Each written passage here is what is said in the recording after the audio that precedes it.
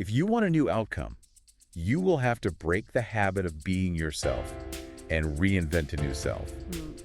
This quote really sets the stage for Joe Dispenza's breaking the habit of being yourself. It really does. Today we'll dive deep into Joe's ideas, Okay. exploring how changing your thoughts, feelings, and actions could actually change your life. Yeah. Can we really break free from our past and create a new future? It's a fascinating premise It is. that we can essentially become someone else Well, to achieve different results. yeah. Joe challenges us to consider that we might have more control over our reality than we think. Joe introduces a concept called the quantum you. Yes. For those of us who haven't ventured into quantum physics lately, what does that even mean? Most of us grew up with a Newtonian view of the universe, predictable cause and effect, Yeah.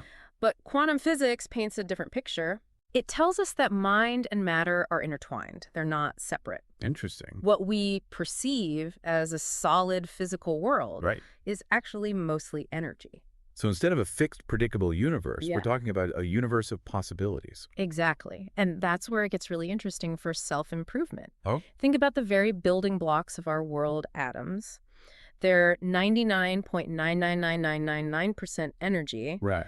and only 0.00001% physical matter. So that means? This means you, me, the chair you're sitting on, it's mostly untapped potential. Oh, wow. And it suggests that we can tap into this energy to create change. So the things we see and touch as solid are actually mostly empty space. Yes. That challenges everything we think we know about the world. It does. And it opens up some incredible possibilities. Yeah. If we're mostly energy and our thoughts are energy too, Right. then our thoughts could have a real impact on our reality. Okay. This is where the observer effect in quantum physics comes into play. Simply observing something can change it. It sounds almost mystical. It does. But Joe backs it up with science. He talks about how our minds can actually influence matter. Yes. If our thoughts are so powerful, why do we often get stuck Yeah. focusing on what we don't want instead of what we do want? That's a key question. Yeah. And it comes down to our habits, the ways we think, feel, and behave on autopilot. Right. Joe explains that to change our lives, Okay. we need to change our habits at a fundamental level. He highlights 3 major influences that keep us stuck in our old patterns: our environment, our bodies, and time. Let's start with environment. How can our surroundings actually shape who we become? Your environment constantly provides your brain with information. Uh-huh. It shapes your neural connections. Okay. If you're constantly surrounded by negativity, your brain becomes wired for negativity. Interesting. Think of those neural pathways like roads. The more you travel a particular route, the more ingrained it becomes. So we're talking about neural superhighways of negativity. Yes, Is it even possible to reroute those pathways? it is, Okay. but it takes effort. Joe uses the powerful example of Gandhi, Okay. who envisioned a free India Right. despite being born into a world of colonialism and oppression. Wow. He defied his environment by focusing on a different vision, a different future. So we can actually change our neural pathways. Yes, And therefore our habits exactly. by consciously choosing where we focus our attention. And that brings us to the second influence, the body. Most people probably don't think of their body as something that holds them back. Right. How can our physical body contribute to these ingrained patterns? Remember how mind and matter are interconnected? Yes. Well, Joe dives into how emotions, those chemical reactions in our bodies, can become embedded in our very cells. Oh, wow. Imagine those emotions like energetic imprints Interesting. shaping our biology and influencing how we experience the world. So our bodies carry the memory of our past experiences, Yes. even on a cellular level. And those embedded emotions, especially negative ones, Right. can sabotage our attempts to change, even when we try to think positively. Hmm. Joe's point is that it's not enough to simply change our thoughts. I see. We have to address those deep-seated emotional patterns stored in our It bodies. sounds like we're battling our own biology. In a way, yes. If these negative patterns are so ingrained, Right. how can we possibly overcome them? That leads us to the third influence, time. Okay. Joe emphasizes how we perceive time, not just its linear progression.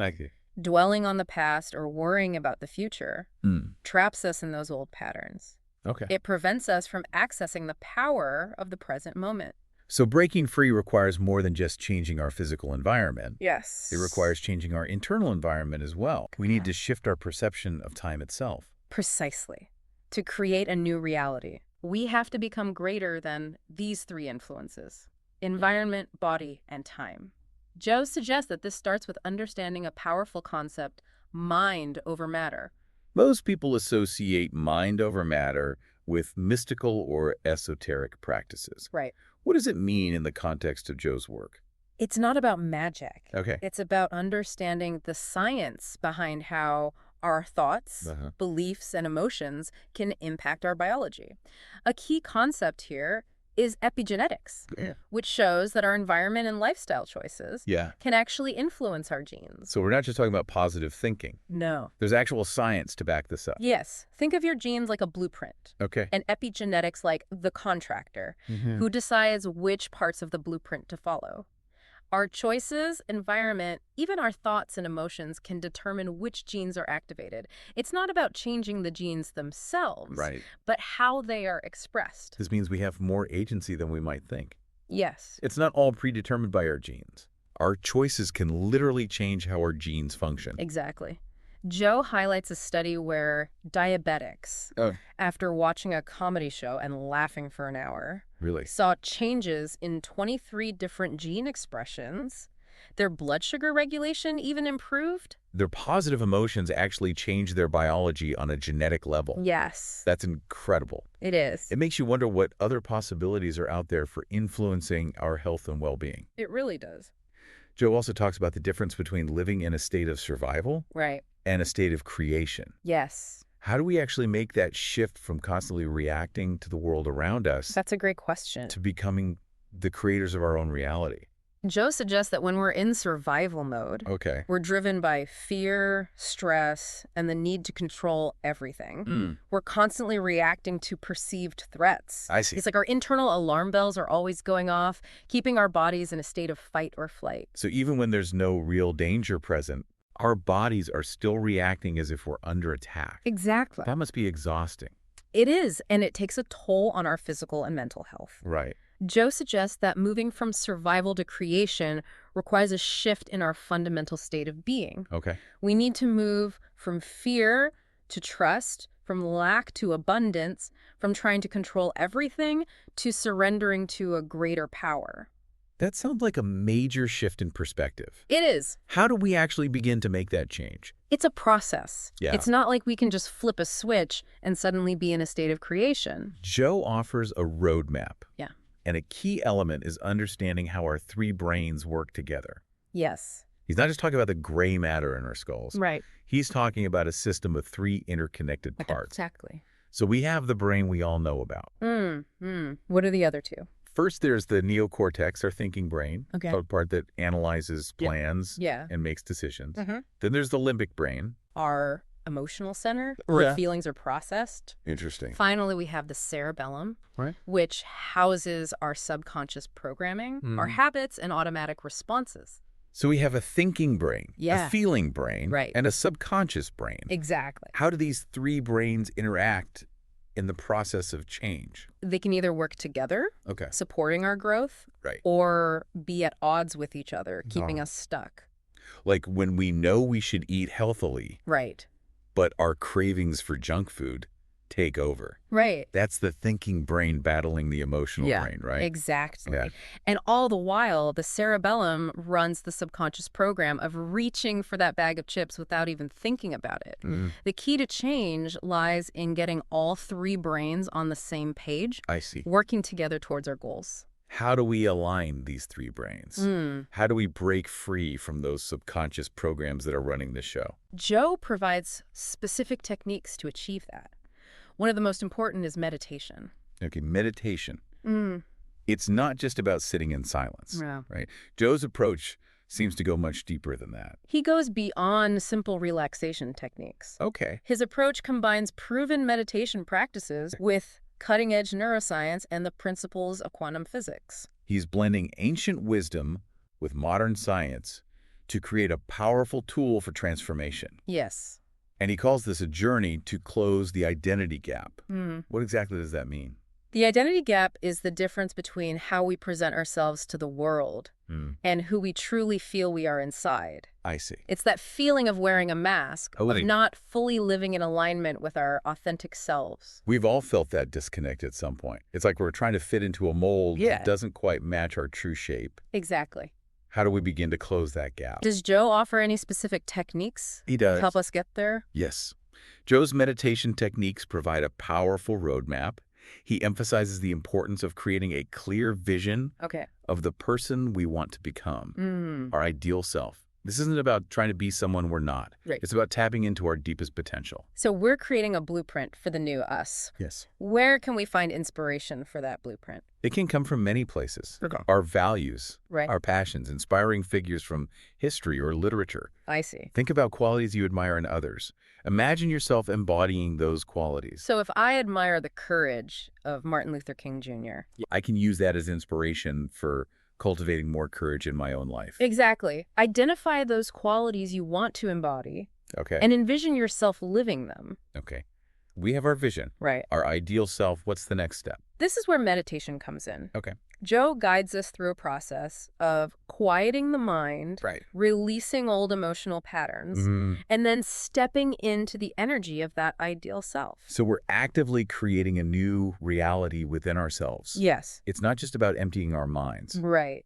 A key element is bringing our heart into coherence with our mind. Heart coherence. Yes. What does that mean? It's about generating a state of peace, Okay. love, and gratitude within ourselves. Imagine your heart rate becoming steady and calm Right. because you're so aligned with your goals and desires. I see.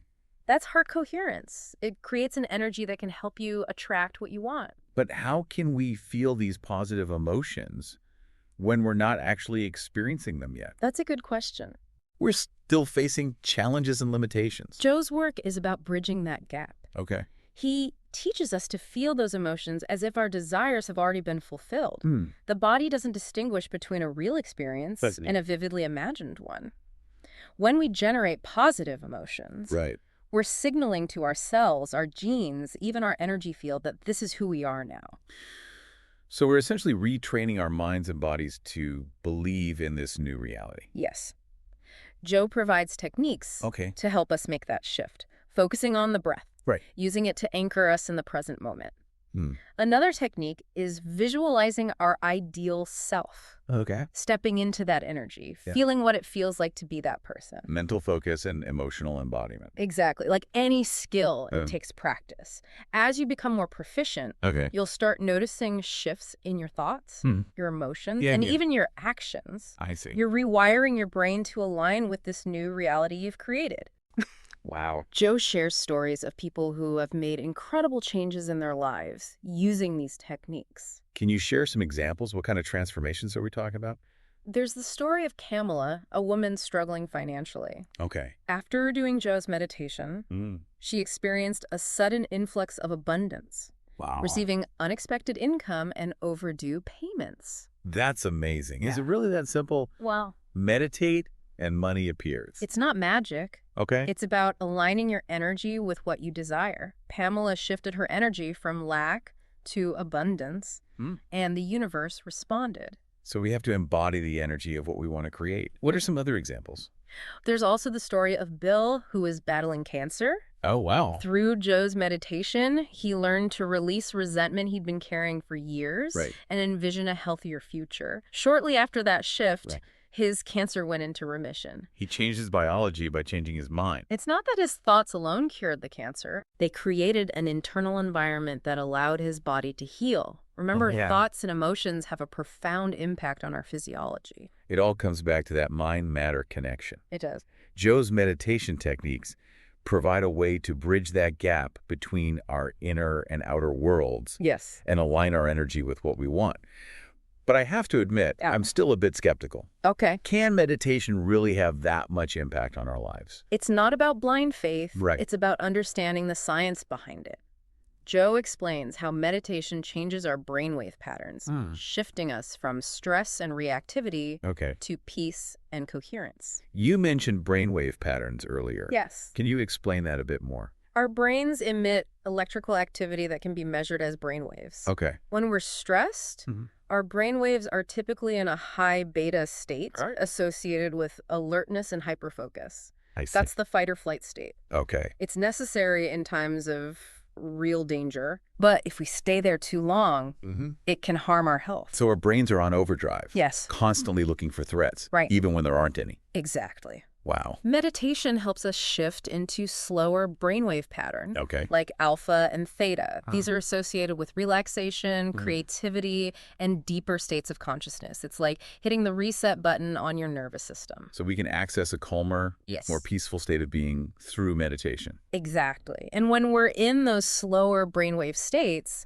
we're more receptive to new ideas, more connected to our intuition, Right. and more able to create lasting change.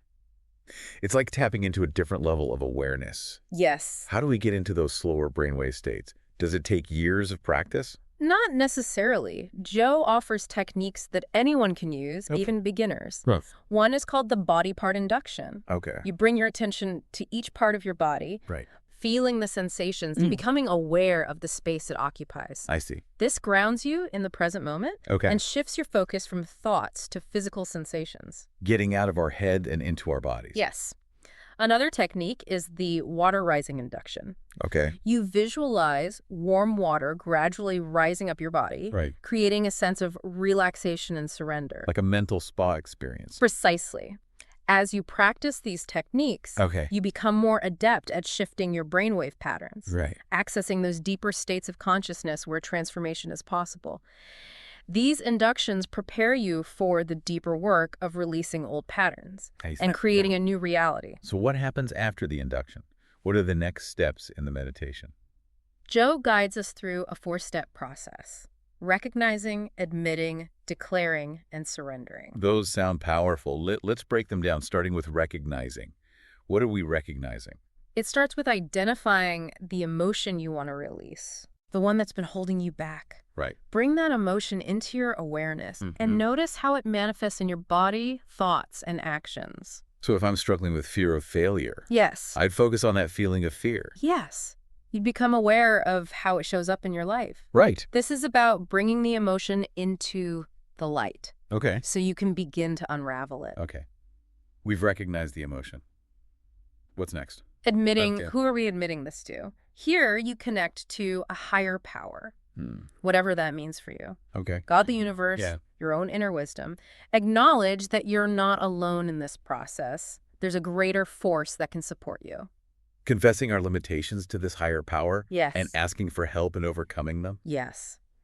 This step is crucial because it helps release the burden of trying to do everything yourself. I see. It allows you to surrender to a greater wisdom. Okay. So we've recognized the emotion and admitted it. What's next? Declare. Right. What are we declaring? Here, you made a clear statement about what you want to change. Okay. It's about setting a powerful intention for the future, Right. not from a place of lack, but from a place of empowerment. So if I'm stuck in negativity, Yes. I could declare I'm choosing to focus on the positive, Exactly. creating a reality filled with joy and abundance. Exactly. It's about speaking your truth, aligning your words with your desires. Powerful stuff. We've recognized, admitted, and declared. The final step is surrendering. Yes. This is where you let go of the need to control everything. Trust that the universe has a plan greater than you can imagine. It's about releasing the ego Yes. and allowing ourselves to be guided by something bigger. Exactly. This step can be challenging because it requires relinquishing the illusion of control, Right. but it's also liberating because it frees you from carrying the weight of the world on your shoulders. Each of these steps feels essential for creating lasting change. They are. How do we know if it's working? That's a good question. What are some signs our reality is shifting? Joe emphasizes paying attention to synchronicities, Okay. those meaningful coincidences that seem to guide us along our path. Right. It's like the universe is confirming we're on the right track. Those random events that suddenly feel significant, Yes. those are signs. Yes. A chance encounter with someone who offers the perfect advice, or a sudden opportunity that aligns with your goals. Wow. The universe's way of saying, keep going. I'll be on the lookout for those signs. But what about when things aren't going our way? when we face challenges. Right. Does that mean the meditation isn't working? Not necessarily. Okay. Joe emphasizes change is a process. Right. There will be ups and downs. Stay committed to the practice. Okay. Trust the process. Right. Remember, you're not alone. So challenges are actually opportunities for growth. Yes. Joe offers guidance for navigating those challenging times and staying aligned with your goals even when you feel like giving up. We have the induction techniques, Yes. the 4 steps, Yet. and we're paying attention to synchronicities. Anything else we need to know about Joe's process? The final element is bringing what we've cultivated in meditation into our daily lives. So it's not just about meditating for an hour each day. Exactly. Joe emphasizes demonstrating your new self in your thoughts, actions, and interactions. So embodying those qualities we've cultivated. Yes. Bringing them into the physical realm. Precisely. That's where the true transformation happens. It sounds like a journey, It is. but one that's incredibly rewarding. It is. It requires commitment and effort, but the rewards are immeasurable. Right. A life of greater purpose, Yeah. fulfillment, and joy. We've only scratched the surface of Joe's work. We have. There's so much more to explore. It's easy to feel like we're slipping back into old patterns when we're faced with the everyday demands of work, family, and all the things that make up our lives. I know what you mean. How can we maintain that connection to our ideal self Right. when things get hectic? Joe emphasizes staying conscious. He encourages us to be observers of our thoughts, emotions, and reactions, even amidst chaos. I see. The key is catching ourselves when we start to slip back into those familiar patterns of negativity, fear, or self-doubt. So we're training our minds to become more aware, to notice those moments when we're starting to deviate from the path we've set for ourselves. Joe provides tools for this. One is to set reminders throughout the day. Right. A sticky note on your computer, a bracelet you wear, or even a specific time set aside to check in with yourself. These reminders serve as gentle nudges to bring us back to the present moment. Yes. And the state of awareness we cultivated during meditation. Precisely. Another tool is to consciously choose our thoughts and reactions. Instead of automatically responding with anger or frustration when things go wrong, pause, take a breath, and ask yourself, how would my ideal self respond in this situation? It's about making a conscious effort to align our actions with the person we are becoming. Exactly. It sounds like a simple shift. It is in a way. But I imagine it takes a lot of practice. It does. It's about rewiring our brains to respond differently to the world around us. Over time, as you practice, it becomes more natural. Those new neural pathways become stronger, and those old patterns of reactivity start to fade away. We're literally changing the structure of our brains through these conscious choices. Amazing, isn't it? Joe shares some incredible stories of transformation in his book. He does. Do those changes happen quickly? Whoa. Or is it a gradual process? Joe emphasizes that this is an ongoing journey. There will be times when we slip up, like we fall back into old habits. I see. The key is to be kind to ourselves, to see those moments as opportunities for learning and to keep moving forward. It's a marathon, not a sprint. It's about progress, not perfection. Exactly. And the more we practice these principles, the more we embody our ideal selves. The more we create a reality that reflects our deepest desires and aspirations. This has been an incredibly thought-provoking deep dive into Breaking the Habit of Being Yourself by Joe Dispenza. We've covered a lot of ground from quantum physics to the power of our thoughts and emotions to shape our lives, and how we can break free from limitations to create a new future. It's been quite a journey. It has. We've explored the idea that transformation is a journey that requires commitment and effort. But the rewards are immeasurable. Joe offers a roadmap for creating a life of greater purpose, fulfillment, and joy. Absolutely. If you're ready to embark on your own journey of transformation, remember to check out the link to Joe's book in the episode description. And be sure to like and subscribe to By the Pages for more deep dives into thought-provoking books like this one. Thanks for joining us.